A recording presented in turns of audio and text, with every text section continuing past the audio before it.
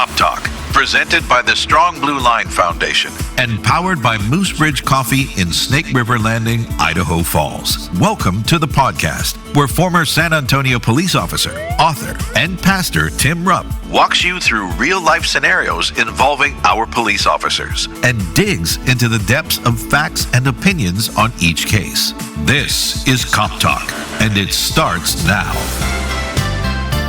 Well, hello, and welcome to the Strong Blue Line's Cop Talk. I'm Tim Rupp in the Rev.FM studio in beautiful Idaho Falls. And here with me, well, we got a special guest, Gary. Yeah, we do. We're going to hang on. You know, he's a return guest. It's almost been almost 3 years, but we're going to keep that secret for right now. So, anyways, great to be here. Hey, Gary, it's 2025. Can you believe that? Tim. Yes. You know, can't believe it. Last year is gone, and here we are looking forward to a new year. And I want to get, we got a great show. This week and next week are going to be great shows. I want to get right to it. So the first thing we're going to do is we're going to honor the officers who have been killed on this day, killed in duty on this day in history. So, Gary, I've got January 1st, 1810. Oh, my goodness. 1810, quite a while ago. It is Custom House Officer Daniel Miller of the United States Department of Treasury, United States Customs Service, U.S. government. Very little information. Customs House Officer Daniel Miller was shot and killed while making an arrest. That's it. Huh. They sometimes don't have a whole lot of information on those. He was survived by his wife and 5 children. Wow. So 1810, man, that wasn't too long after we were a country. No. 1776, just a few years later, 36 years later. Yeah. Wow. What do you have, Gary? Well, this is Sergeant Gordon William Best, end of watch on Friday, January 1st, 2021. So a few years ago, but Sergeant Gordon Best was killed in a vehicle crash while responding to a call. It was about 4 a.m., so his patrol car left the roadway and struck a utility pole during a period of rain. He had served with the North Myrtle Beach Department of Public Safety for 7 years, and he's survived by his wife and 2 children. And looks like, says the Wakama River Swamp Bridge at the Chris Anderson boat landing was renamed Sergeant Gordon William Best Memorial Bridge. He was 30 years old. In honor of 30 years old. In honor of him, yeah. And he died in a car crash. Yeah. And some people would say an accident. Yeah. In fact, Hey. You know what, Gary? You know, the title of, if we're going to title today's show, it's going to be "It Is No Accident." It is no accident. And we're going to get to the reason why we're going to call that. But you know, well, I'll just tell you, it's because of a book I read. Okay. A recent book I read called "It Is No Accident," and it's an intriguing book. But let me tell you a little bit, Gary. When I was in the police academy, I can't remember how many hours of training we had, but we had a lot of hours of training just doing traffic accident investigation. Oh, okay. And so now, you know, I'm from San Antonio. I was a police officer in San Antonio. And so San Antonio, Texas, we had many hours of traffic accident investigation. We had to learn how to investigate accidents. We had to learn how to write accident reports. Texas had a uniform, I imagine they still do, they had a uniform traffic accident report that every officer in the state, if there was a vehicle accident that occurred on public property, you had to use that form. Oh, okay. So we had to use that form. And a lot of officers complained about doing traffic accidents because they thought we were just doing it for the insurance companies. You know, it's a civil matter unless it's a criminal. In fact, a lot of jurisdictions across the United States don't even investigate traffic accidents unless there's some kind of criminal activity or somebody's injured. Oh. So if it's just a minor fender bender, you know, it's not, you just exchange information, call your insurance, and you go on your way. Okay. But, you know, makes sense. But when I came here and I joined the Bonneville County Sheriff's Office in 2009 as a reserve deputy, I had to learn a new vocabulary. Oh. Because and it was strange to me because we were always dispatched to traffic accidents, major accidents or minor accidents. And then a Bonneville County Sheriff deputy, I don't even know who it was, told me, said there's no such thing as an accident. I said, what? I've investigated accidents for 25 years. I know there are accidents. They happen all the time. He said, no, there's no such, we call them crashes. And it was really hard for me to get through that. And I got to thinking of it, well, is that the case? And I got to think about accidents. I say, you know what? One of the things that on the accident report is there's the officer's opinion, contributing factors. Okay. Well, if there's contributing factors, that means there's a cause and effect. Mm-hmm. And if there's a cause and effect, and if that cause can be prevented, then there's no accident. There's no. Yeah. So, and I learned that, and I say, you know what? That's probably true. But I really wasn't sure. But we have the author of the book, It Is No Accident, in studio with us. Yes. Ladies and gentlemen, please welcome retired Lieutenant Gordon Boyle. Gordon, welcome back. Well, thank you very much, Tim. It's been fun. Gordon, we've known each other since I moved here early on. I moved here in 2007, and we met shortly after that time. Right. Yep. Sometime about that. So we've known each other for almost 20 years. Yeah. And we've become good friends over the years and shared a lot of stories. And a lot of the stories, it's in your book. Well, I can't say a lot of them. Many of the stories in your book you've shared with me. And yeah. So I've known about them and stuff. But when I read this book, I'm telling you, this was a page turner. Mm-hmm. It's the title of it Is No Accident. And the way you go through here, you present stories out of your life from beginning before you got on the sheriff's department here, the sheriff's office here, and you talk about accidents. So I'd like to ask you, first of all, what do you mean by it is no accident?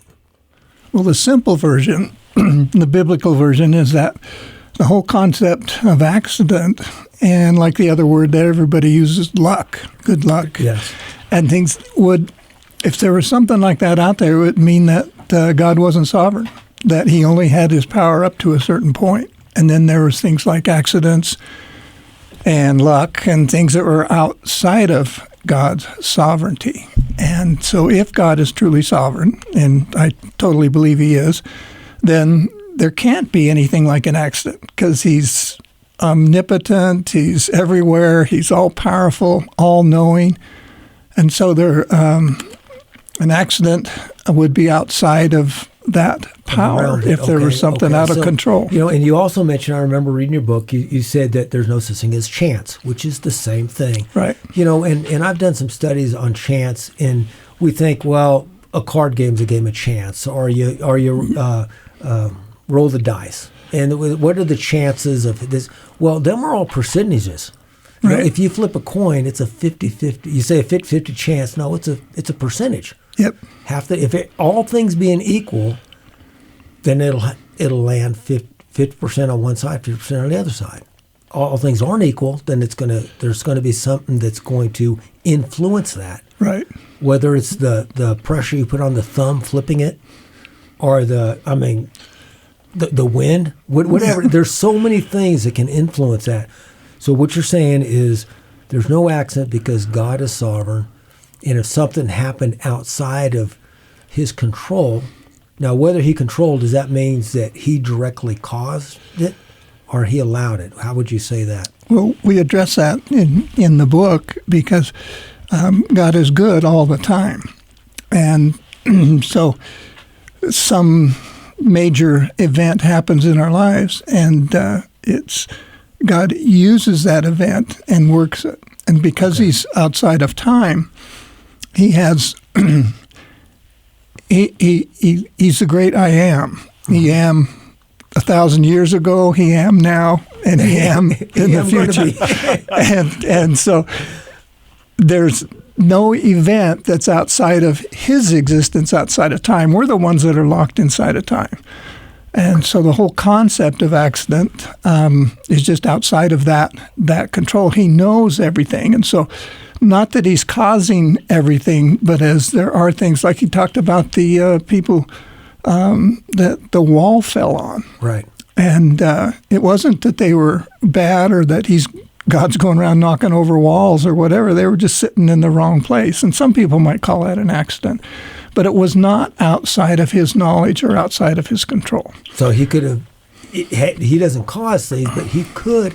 He has the power to prevent if he chose to do so, but he does not choose to do so all the time. Yeah, obviously. And another thing that I was going to mention here is those of you who know Gordon Boyle, he's also Pastor Gordon. He's a retired pastor now. Yeah. He's a pastor here for many, many years at Water Springs Church. But Gordon wasn't always a Christian. Actually, nobody's always a Christian. So somewhere along the line, you trust the Lord your Savior. But Pastor Gordon did not become a Christian until later on in life. He wasn't raised in a Christian family, and he explains this in his book. And so it wasn't until sometime after, actually it wasn't until he was on the sheriff's office Correct. that he became a Christian. So, but when you start your book out, you talk about, I was amazed how many accidents crashes or what? See, there I go again. Accidents. Yeah. How many fatal incidents you were involved in even before you got on the sheriff's office. So why don't you share some of them things with us? I'm really interested in your skydiving, and tell us a little about skydiving and with the Teton Dam and all that business. Yeah, in a lot of events, I ended up with a master's degree in death. And whether it be, yeah, even with the being a pastor, you end up at people's house, you end up in ICU, you end up. I've even helped unplug somebody and things like that. So, death, ever since even working on the ranch where I grew up, death is a big part of ranch life, and so I became acquainted with death early on, and then in skydiving. Which I had in, 300-400 jumps during my little 10-year career as a skydiver, and a skydiver did die that I was jumping with, just the two of us.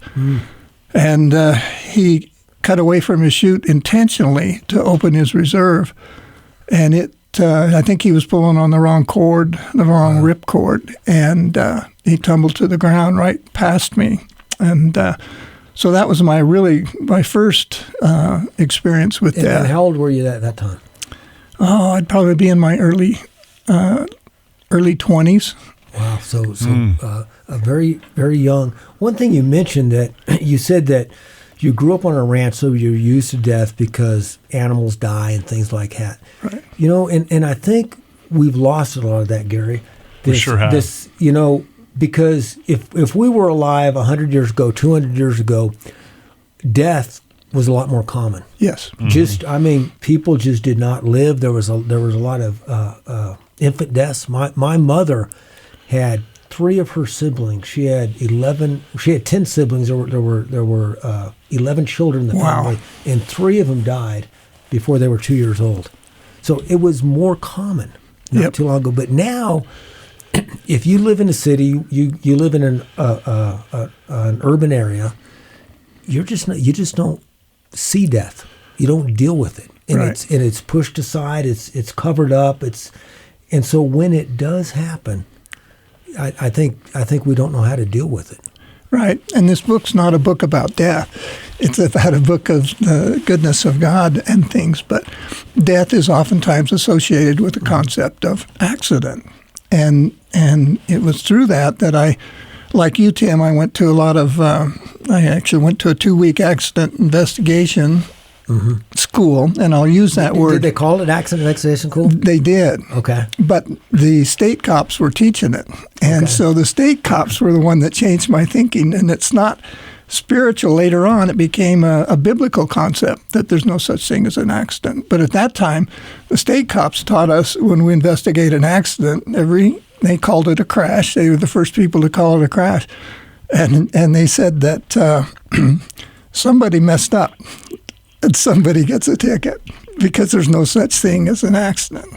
Okay. And like you said, there's a cause and effect, and that cause was often somebody exceeded, they were driving too close, they speed too fast for conditions, and you know the drill.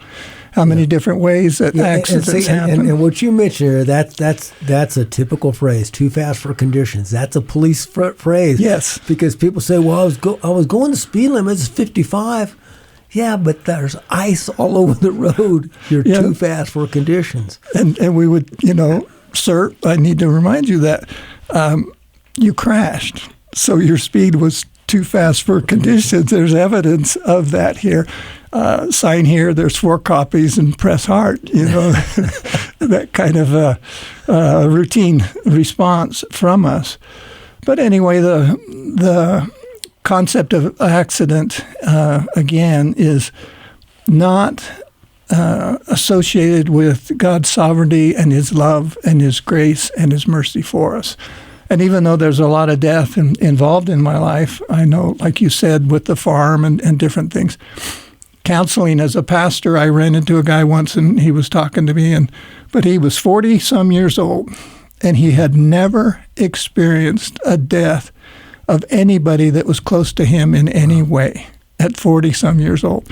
And I was just shocked, because by then I was an old salt when it came to the death thing. But anyway, those things, like you said, in our society, they have really changed. And so anyway, I've gone from crash investigations and all the things that we see during law enforcement. And of course, you had a great career in law enforcement and homicide and all kinds of things. And, you and I joke about it with each other that, if anybody ever watched the video in our heads, they'd get PTSD. And it's so funny because one of your fun stories, I want you to tell the Tom Selleck and Dan Johnson story. Okay. We were, I was patrolling on the river in a jet boat. Bonneville County has about 70 miles of Snake River, and it's some of the best fishing in the United States. And so on a weekend day, there would be, 50 to 70 boats, drift boats and fishing boats on the river. And so we would patrol the river, making sure people had life jackets. And so every once in a while, I'd take a fish cop with me, and he would check. Now, what is a fish cop? Well, for those of us that don't know, those that are listening that don't know. In Idaho, they're called fish and game officers. Okay. We nicknamed them fish cops or bird and bear cops or whatever you want to call them. But since I worked in the backcountry and rivers and different things as part of my career, I got to know several of the fish. We were each other's backup because we all worked alone. And so I got to be friends, and so it made sense for the two of us, one fish and game officer and one deputy sheriff in the boat. And then as we checked different people on the river and things, we could do 2 for 1. And I'd check for life jackets, and he'd check for fishing licenses and that kind of stuff. But we come around a corner in the jet boat, and there's a low island with no brush on it, and it's just a gravel bar. And there was a helicopter sitting there with nobody around it. And that was pretty unusual. A lot of that canyon is roadless, so you can't get to some parts of the canyon other than on the river itself. Just a helicopter sitting there. Just sitting there. On the gravel bar. Wow. We're like, okay. So anyway, we do our thing for the rest of the day, and we're coming back in the evening time. And now there's 2 helicopters on the island and some people. And so we pulled over to say, what's up? And there was Tom Selleck, and he came out to greet us as we pulled up in the sheriff's jet boat. And just a really, really nice guy. And he was with Don Johnson, who some of you I remember from Miami Vice. And they crashed a helicopter on almost every show. And that he wasn't flying, was he? And no, and that pilot of his was a stunt pilot. And he was fishing with these guys. And so he came over, and he'd never seen a jet boat, which the boat's propelled by not jets, but it's propelled by jets of water from a big V8 engine to navigate the shallow rivers. And he actually talked me into letting him drive. And so, did the statute of limitations are over with, I take it? I hope so, because the sheriff, if he did, and people didn't call because he's out there doing cookies in the middle of the river in my jet boat. And I'm on the bank. I can't do anything about it. But anyway, he came back, and he was a great guy too. So they had a dinner engagement in Jackson, so they took all their crew in these 2 helicopters, and they flew over to Jackson. But I told Dan, the fish and game officer that was with me, I said, if this guy's a stunt pilot, Dan, we're standing here on this island. There's no brush. We're in the middle of the river. I said, we need to be ready to get buzzed. And sure enough, there was a cliff right next to us. It was almost 300 feet tall. And they disappeared, and the helicopters, one went through the trees, headed to Jackson, the other disappeared. And within probably a minute or so, we hear this noise, and this helicopter dives over this cliff, comes straight down towards us, made us lay down on the island, flew upriver and through the trees, and headed over to Jackson with the two celebrities. That's just great. Some of the things you see, and that story intrigued me because I think it was 1996. It was either 94 or 96. San Antonio was hosting the Final Four of the NAACP college basketball tournament, Final Four. And I was working on the mezzanine level, and I was working up there, and I looked at one of the elevators, and out of the elevator walks Tom Selleck. Oh. Now, I didn't meet him and talk to him like you did. He was in a suit, and he looked all nice, like you'd expect him to look. Sure. But going to a basketball game in a suit. And he went in there, and his partner inside that he was sharing the box with was Walker, Texas Ranger. What's his name? It just slipped my mind. Chuck Norris. Chuck Norris. Chuck Norris. Yeah, I didn't meet Chuck Norris, but I met his bodyguard. Uh-huh. Like, why would Chuck Norris have a bodyguard? Yeah. but his bodyguard was very friendly. So, but I thought it was so neat because you meet Chuck, you met Tom Selleck in your career, and I met him in my career probably within a couple of years of each other. Yep. It's kind of funny, but that was an interesting thing. Another thing that's interesting, a lot of people may not know about here before we finish up with this segment is the Teton Dam. Talk a little bit about that. A lot of people that haven't lived here for very long may not even know about that. Yeah, I think it was in 1976, June of 1976, that the Teton Dam had just been, they just put water behind the dam on the Teton River, just north and east of Rexburg, for the first time. And we're filling it after years of construction. And it developed a little wet spot on the earth-filled dam, and they were working on it. And the wet spot got bigger and bigger, and pretty soon 2 D8 cats disappeared. And the operators just barely got off. And then water started coming out faster and faster until the dam about a third of the dam collapsed. And it took probably 9 hours for the water to get down to Rexburg. But Rexburg was eventually flooded clear up to the eaves of all the houses in the city. And of course, but it was fortunate that it was slow enough that people were able to get out of the way. And I think there were 11 people or something that died over the course of the flood, and some heart attacks and different associated deaths and things were that. And so that's where I left my ranch, which eventually got flooded completely. And it was a couple of weeks before the water left. And that's how I started my career in law enforcement, is I was a volunteer search and rescue guy and went into Rexburg to help, at that time, an old state cop, and Tommy Harper. And Tom just looked at me and he said, "Boyle," he said, "we're taking over this town." And that was after we'd run into the sheriff, who was hauling records down into the civil defense room for safekeeping to preserve the records. Only the civil defense room was in the basement of the courthouse. Oh. And so that's when Officer Harper, Trooper Harper, said that we're taking over. And eventually the sheriff threw a bucket of badges out of the courthouse window, and I caught one. And the sheriff of Bonneville County loaned me to the sheriff of Madison County. I ended up working there 3 or 4 months, and 24 years later, I resigned as a sheriff's deputy to become a pastor. Wow, that's such an interesting life. And, and we're just skipping over some of this stuff and looking at it, and we're out of time for this. But Gordon's going to be back next week, so please make sure you tune in next week. And remember, if you miss any of the shows, you can always find them archived on Amazon, YouTube, Apple, and Spotify platforms. Thank you so much, Gordon, for coming, and we'll come back next week and talk to you some more. Appreciate that. You're most welcome, Tim. It's good to be here. Thanks for listening in. If you have a topic or question you want to address on Cop Talk, please send me an email. You can email suggestions, questions, comments, or complaints to coptalk@therev.fm. That's coptalk@therev.fm.